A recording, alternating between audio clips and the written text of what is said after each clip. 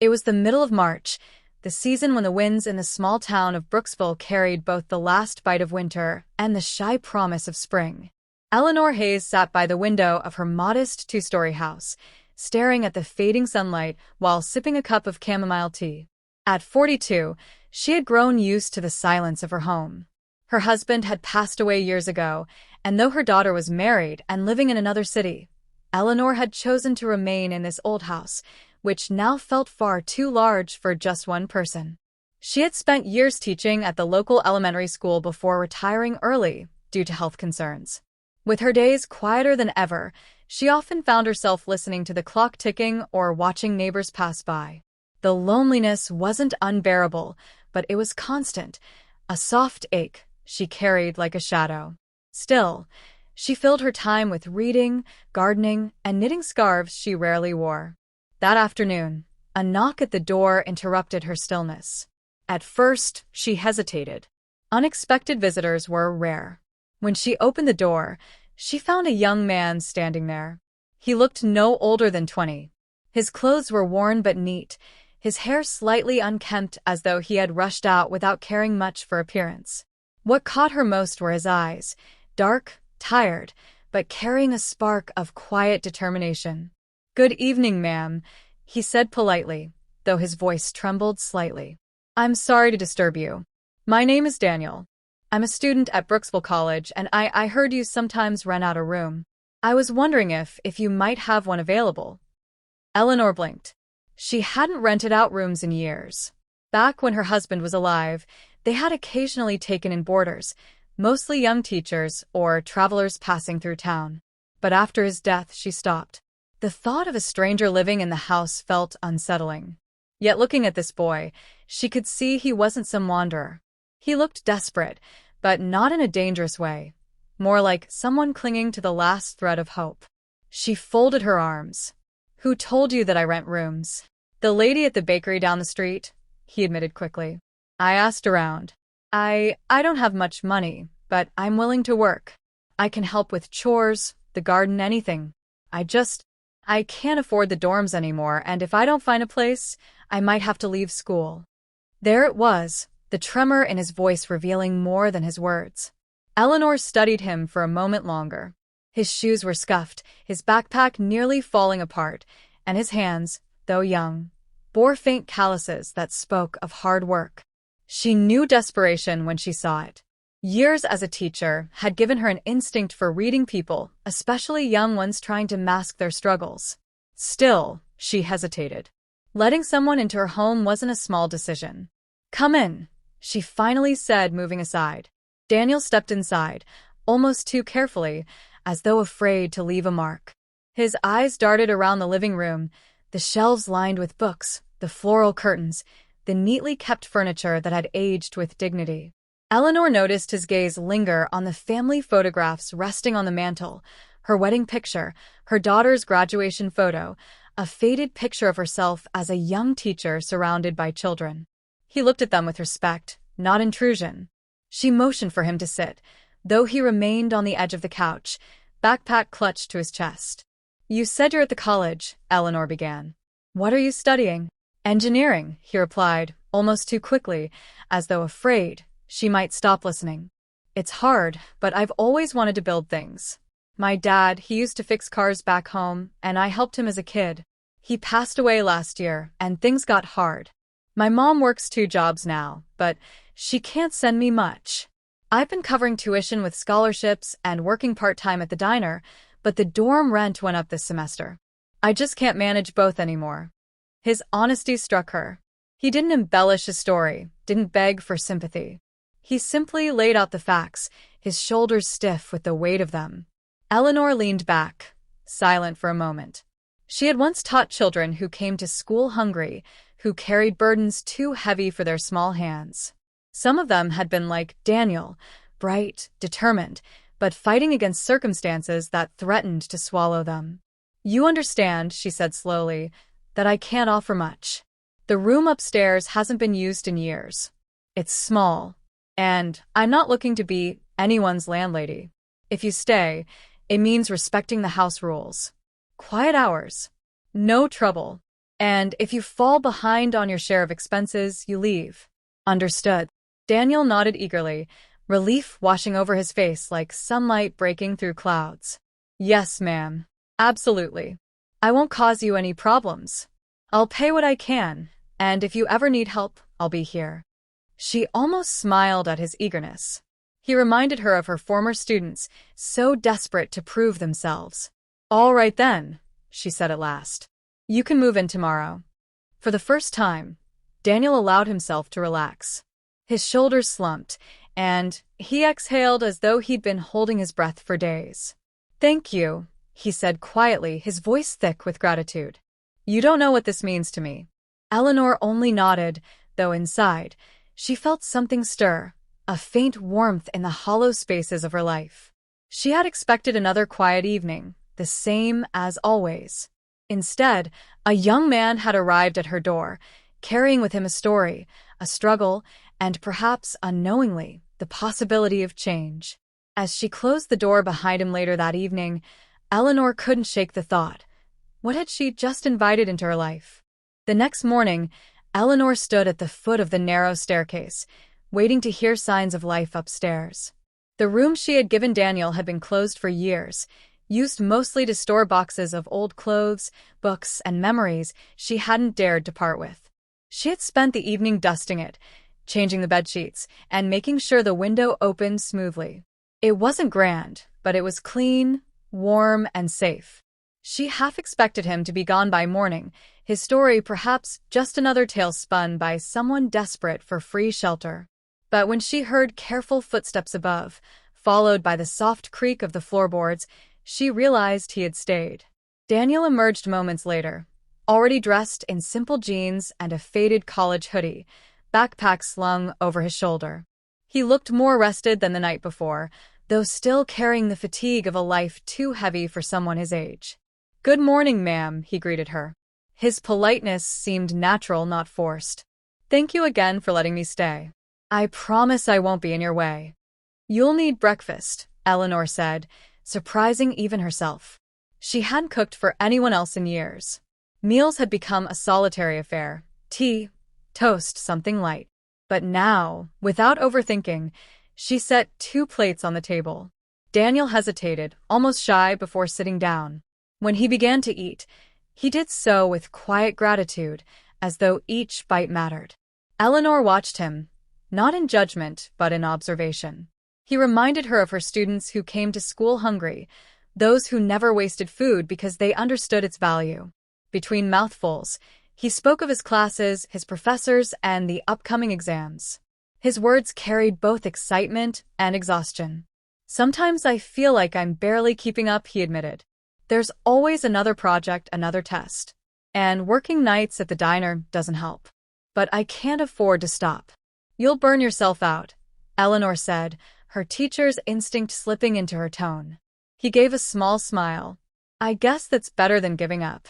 That answer lingered with her. Better than giving up. It was the kind of resilience she both admired and feared, because she knew how thin the line was between strength and collapse.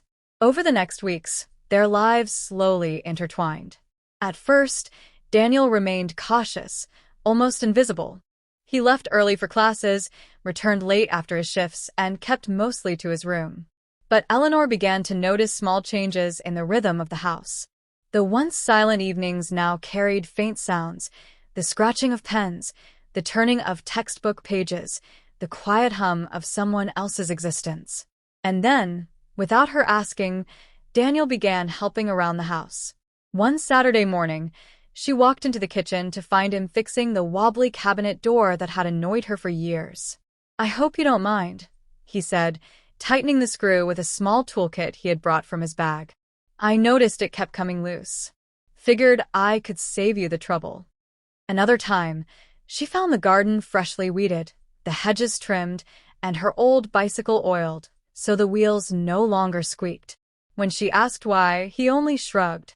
You're giving me a place to stay. It's the least I can do. Eleanor couldn't remember the last time someone had done something for her without expecting anything in return. Their conversations grew longer, too. At the dinner table, Daniel spoke about his late father, about weekends spent in the garage fixing engines, about how he dreamed of designing bridges one day, structures that last, things that don't fall apart. Eleanor, in turn, shared pieces of her own past, her years as a teacher, the joy of watching children learn, the pain of losing her husband too soon. What surprised her most was how easy it became to talk to him. Though he was young, Daniel listened with the attentiveness of someone who valued stories, who understood the weight behind them. He never interrupted, never dismissed her words. Instead, he asked questions, gentle ones, that made her feel seen in ways she hadn't in years. Slowly, the house began to change. It wasn't just the physical repairs or the extra presents at meals. It was the energy. Where silence had once hung heavy, now there was movement, conversation, life. One rainy evening, as they sat in the living room, she knitting, he reviewing notes for a class, Eleanor looked at him and realized something startling. She had let him in out of pity, out of a sense of obligation perhaps, but now she was grateful he was there. He had filled the empty corners of her home with something she hadn't realized she'd been missing: companionship. Still, not everything was easy. Money remained a constant worry for Daniel. Though she asked for only a small contribution toward groceries, he insisted on working extra shifts, sometimes returning long after midnight. On those nights, Eleanor would hear him moving quietly upstairs, and she would worry. He was too thin, too pale, stretched too thin between books and labor. One night, she confronted him about it. "You're going to collapse if you keep this up," she said, her voice sharper than intended. Daniel looked at her, tired eyes wide with a mixture of surprise and gratitude. "I can't stop, Eleanor. If I do, I'll fall behind. And if I fall behind, I lose my scholarship. If I lose that, I lose everything." The weight of his words pressed on her chest. She remembered the desperation in his voice that first night at her door. This wasn't just about grades. It was about survival, about a future he was clawing toward even if it broke him. That night, Eleanor couldn't sleep. She thought about her savings, modest but untouched since her retirement. She thought about the empty house, the loneliness that had lingered like dust for years. And she thought about the young man upstairs, fighting battles she knew too well, the kind life threw at you when it felt like you had nothing left to give. The truth was undeniable now. Letting Daniel stay had not been an act of charity alone. It had awakened something in her, a sense of purpose, of connection, of life moving forward rather than standing still. And though she didn't yet know it, Daniel's presence was only beginning to change her world. Spring turned into summer, and with it, Brooksville's college semester neared its end. Daniel grew busier than ever, juggling final exams, group projects, and late-night shifts at the diner. Eleanor watched him with a mixture of pride and worry. He was determined, yes, but also worn thin, a candle burning at both ends. One evening, after another long day, he stumbled into the house close to midnight. His shirt was damp with sweat, his hair sticking to his forehead. He tried to climb the stairs quietly, but Eleanor had been waiting in the living room, the lamp casting a soft glow on her knitting needles. "You're exhausted," she said, standing up. "Sit down before you fall down." Daniel laughed weakly, dropping his backpack with a heavy thud. "I'm fine. Just a little tired." "A little tired doesn't make a 20-year-old look like he's 50, she replied sharply. She fetched him a glass of water, placing it firmly in his hands. "Drink." He obeyed, but his eyes betrayed the truth. He was running on fumes. The breaking point came 2 days later. Eleanor was in the kitchen when she heard a loud thud from upstairs. Panic shot through her chest. She rushed up the staircase and found Daniel collapsed on the floor of his room, his textbooks scattered, pen still in hand. "Daniel," she cried, dropping to her knees beside him. His skin was clammy, his breathing shallow. By instinct more than thought, she called for an ambulance. The minutes stretched endlessly until help arrived. She rode with him to the hospital, gripping his hand tightly, her heart pounding with a fear she hadn't felt since the day she lost her husband. The doctor's words later were both a relief and a warning. Exhaustion. Severe dehydration. He's been pushing his body too far. He needs rest, proper meals, and less stress. Otherwise, this will happen again. Eleanor sat beside his hospital bed that night, watching the boy sleep under the sterile lights. She realized with painful clarity that Daniel wasn't just her tenant anymore. He had become family, the son she never had, the companion she didn't know she needed. His struggles were no longer just his. They had become hers too. When he finally woke, his voice was hoarse. "I'm sorry, I didn't mean to scare you." "Sorry?" Eleanor almost laughed, though tears stung her eyes. "Daniel, you nearly worked yourself to death. What were you thinking?" "I was thinking," he whispered, "that if I fail now, everything I've sacrificed will be for nothing." Eleanor reached for his hand. "You are not alone in this anymore. Do you understand me? You don't have to carry everything by yourself." From that moment, things changed. Eleanor took it upon herself to make sure he ate proper meals, resting when he needed, and studying in balance. She even dipped into her savings, quietly, without telling him, to cover part of his tuition shortfall so he could cut back on his shifts. At first, he resisted, his pride refusing charity. But Eleanor's gentle firmness left no room for argument. "You're investing in your future," she told him. "And I'm investing in mine, too. Don't you see? You've brought this house back to life. You've brought me back to life." Her words silenced him, because he knew they were true. The weeks that followed became some of the most meaningful of Eleanor's life. The boy who had once been a stranger at her door now filled her days with purpose. They cooked together, sometimes laughing over her attempts to teach him her mother's recipes. They worked side by side in the garden, transforming the neglected patch into rows of blooming flowers.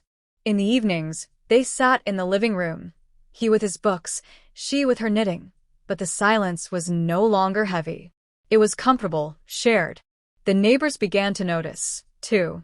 "Your nephew?" someone asked once, seeing Daniel mowing the lawn. Eleanor only smiled, unwilling to explain.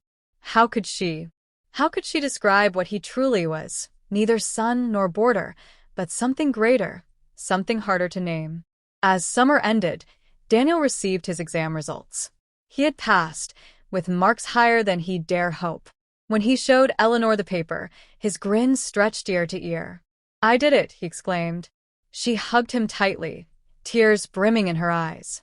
"Of course you did. I always knew you would." But the greatest change came later, when he sat her down at the kitchen table, nervousness flickering in his eyes. "There's something I need to tell you," he began. "I got accepted into a summer internship. It's in the city, 3 months, working with a firm that designs bridges. It's everything I've dreamed of, but it means I'll have to leave for a while." Eleanor's heart clenched. She had grown so used to his presence that the thought of the house without him felt unbearable. But she forced a smile. "That's wonderful news, Daniel. You have to go. This is your chance." "I wouldn't even have this chance if it weren't for you," he said softly. "You gave me more than a room. You gave me a home when I had nothing. You believed in me when I couldn't afford to believe in myself." His words broke the dam inside her, and for the first time in years, Eleanor cried openly, not tears of grief, but of gratitude. When the day came for him to leave, the house felt painfully quiet again. But this time, the silence wasn't hollow. It was filled with memories, with laughter and late-night talks, with the knowledge that her life had been touched, changed, renewed. Weeks later, she received a postcard in the mail. On the front was a picture of a grand bridge under construction. On the back, Daniel's handwriting read, "Dear Eleanor, you were right. I wasn't alone. I never will be, because of you. Thank you for giving me a room when I needed it most. You didn't just give me shelter. You gave me strength. You changed my life. With love, Daniel." Eleanor placed the postcard on her mantel beside her family photographs. For the first time in a long time, she felt complete.